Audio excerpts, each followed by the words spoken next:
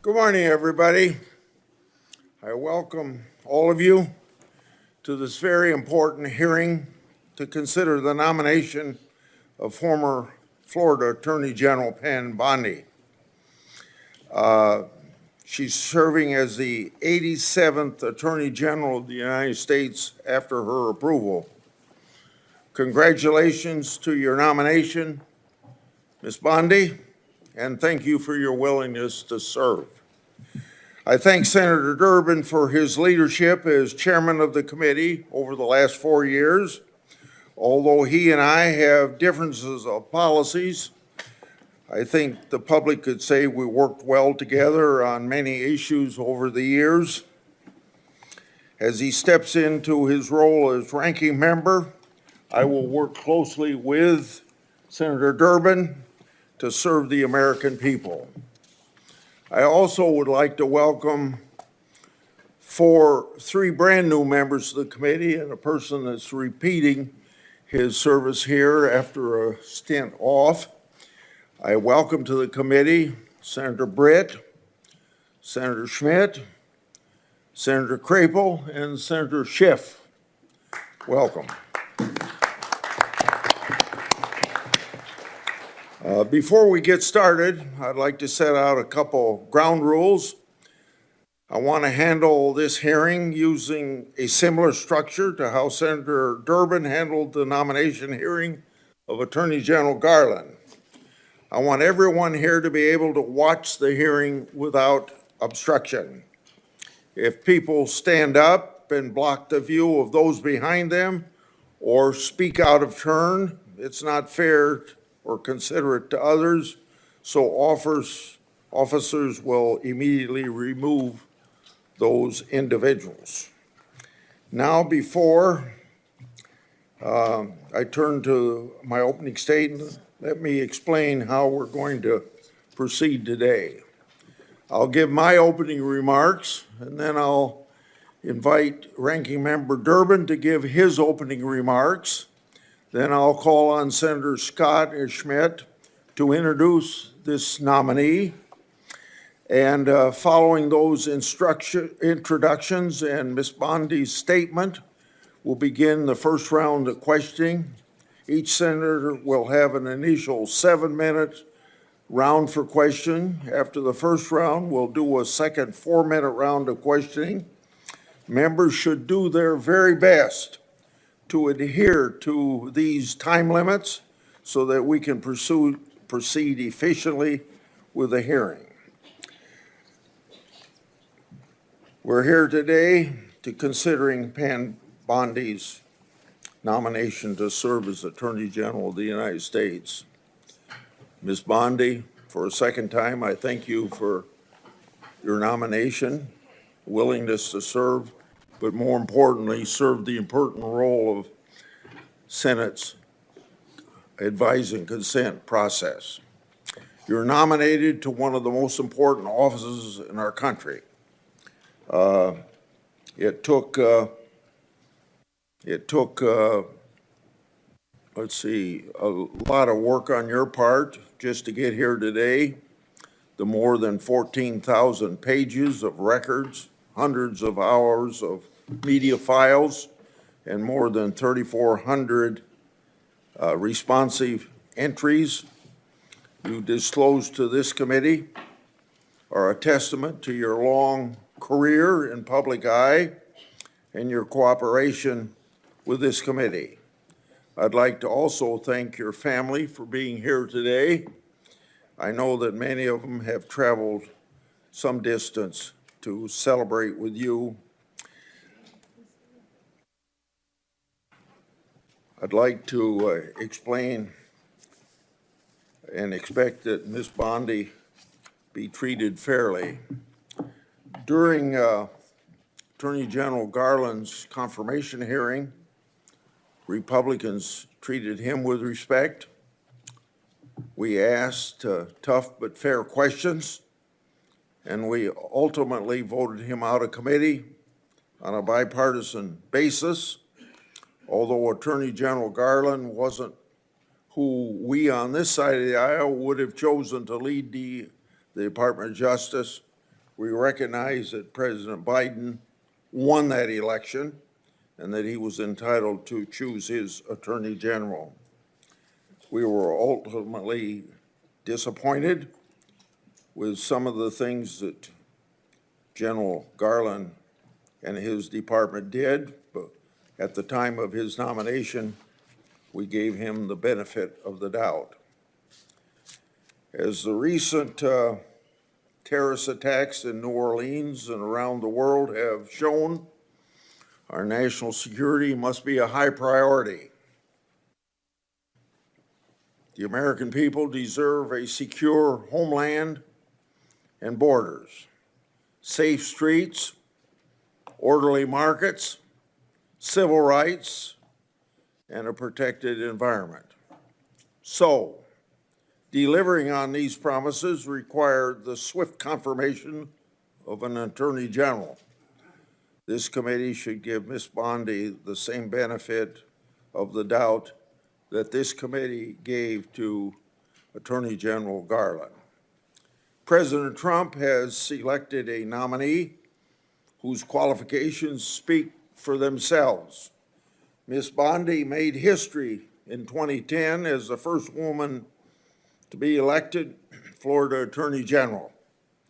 She held that role for 8 years and was comfortably reelected by the people of Florida to a second term.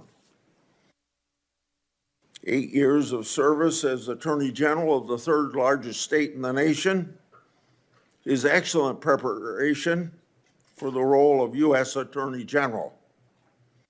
As Florida Attorney General, Ms. Bondi was a member of the Florida Cabinet, Chief Legal Officer of the state, and led a large agency that tangibly impacted people's lives. And by all accounts, Ms. Bondi handled her responsibilities well. As the Florida Attorney General, Ms. Bondi achieved numerous successes. She engaged in key initiatives to fight human trafficking, counter the opioid epidemic, and protect consumers and protect the citizens of Florida from violence. She didn't shy away from hard work or complicated problems. She engaged in an aggressive campaign to eliminate pill mills, took a leading role in securing a $3.25 billion settlement following the Deepwater Horizon oil spill, and eliminated the backlog of rape test kits that had accumulated in that state's laboratories. Ms. Bondi experience isn't limited to her service as Florida Attorney General. She also served as a prosecutor in Hillsborough County for 18 years and prosecuted terrible crimes. She sought tough penalties and justice for victims of violent criminals, domestic abusers, and sexual predators. She prosecuted drug traffickers and thus protected her community. She was also active outside of her professional role, serving in the Junior League of Tampa, on the board of Special Olympics Florida, and is well known for her animal rescue efforts. Her experience and performance as Attorney General, prosecutor, and community leader speaks volumes about her character and her dedication to the rule of law. She's received multiple letters in support of her nomination, including from the Fraternal Order of Police, the Republican State Attorneys General, more than 100 former senior DOJ officials, and a bipartisan group of former state attorneys general. In short, Ms. Bondi is highly qualified, and of course, as we all know, a change is desperately needed. When confirmed, Ms. Bondi will take the helm of at a very turbulent time for this country and for that department. The Justice Department's is infected with political decision-making, while its leaders refuse to acknowledge that reality. Crossfire Hurricane was a textbook example of government weaponization. The FBI's investigation was built on the fake Steele dossier, which was funded by the Democratic National Committee and Clinton campaign, who worked with foreign operatives. My investigative work exposed that the FBI actually knew the dossier was false information and was likely a part of a Russian disinformation campaign. Even with the knowledge of such dossier defects and political infections, the Justice Department sought FISA warrant renewals and took other actions. After directing my oversight staff to investigate Justice Department's mishandlings of the matter, the Justice Department retaliated in issuing a subpoena for my own staff's phone records. That's right, challenging my constitutional rights of doing my oversight duties. Well, what's next? Then a few Democratic colleagues pressured the FBI Foreign Influence Task Force to supposedly brief me and Senator Johnson related to our Biden family investigation. On August the 20th, Senator Johnson and I had that infamous briefing from the FBI. Later, this FBI's briefing contents were leaked to the media, even though the FBI promised confidentiality. That leak falsely labeled our oversight work as, you guessed it, Russian disinformation. To this day, over 4 years later, the intelligence community and the FBI refused to provide us the intelligence basis for that briefing. The title of this Wall Street Journal's article sums it up, quote, "The FBI's dubious briefing. Did the Bureau set 2 U.S. GOP senators up at the behest of Democrats?" Question mark, end of quote.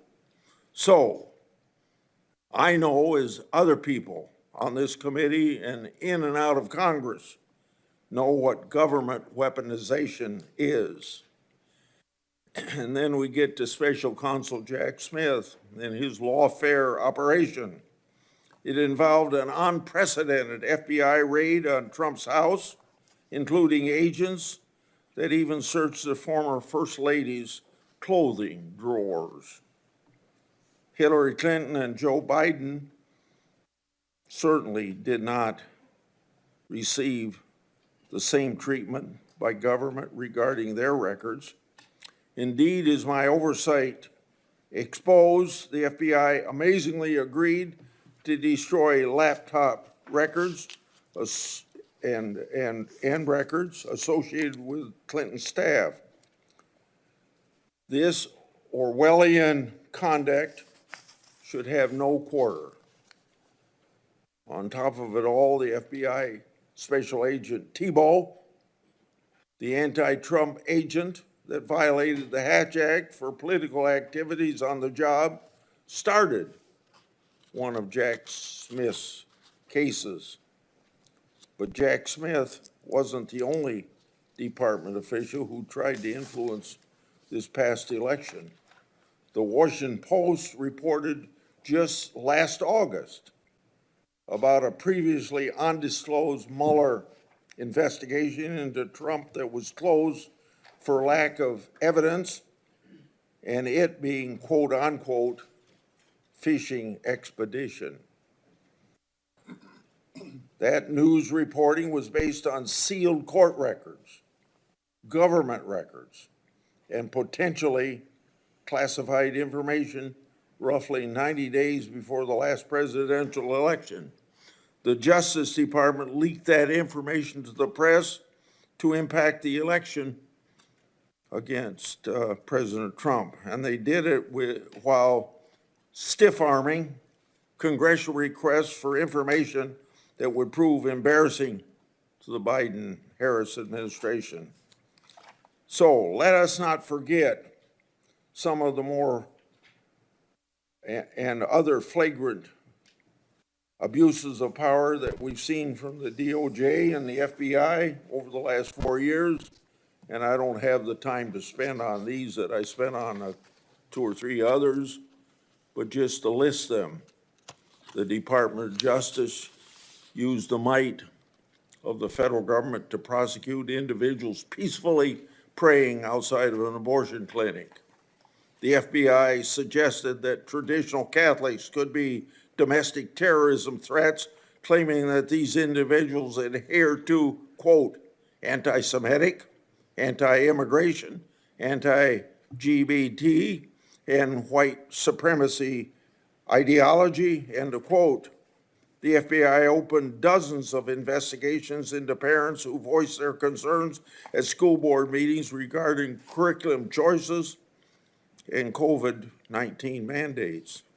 The FBI applied undue pressure to social media platforms to censor so-called misinformation, downgrading or removing flagged social media posts and removing users.